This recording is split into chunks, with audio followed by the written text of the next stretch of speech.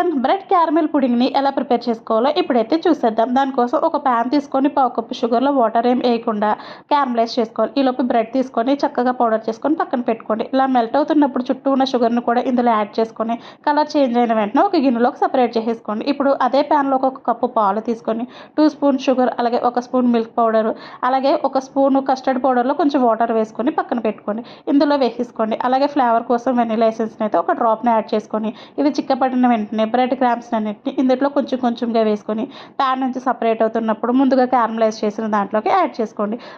Bowling కోసం కొంచెం అయితే ఒక ప్యాన్ తీసుకొని వాటర్ బాయిల్ అయిన వెంటనే ఇదైతే కనుక ప్లేస్ చేసేసుకోండి. తర్వాత కొంచెం ఒక 10 మినిట్స్ ఉడికిన తర్వాత అది చల్లారిన తర్వాత ఫ్రిడ్జ్లో పెట్టుకొని డీమౌల్డ్ చేసేసుకుంటే కనుక మన బ్రెడ్ క్యారమెల్ పుడింగ్ అనేది చాలా ఈజీగా సూపర్ టేస్ట్ అయితే కనుక రెడీ అయిపోయింది. ఎప్పుడైనా బ్రెడ్ క్రామ్స్ మిగిలితే కనుక ఇలా ఒకసారి ట్రై చేసేయండి. వీడియో నచ్చితే కనుక లైక్ చేయండి. Thank you.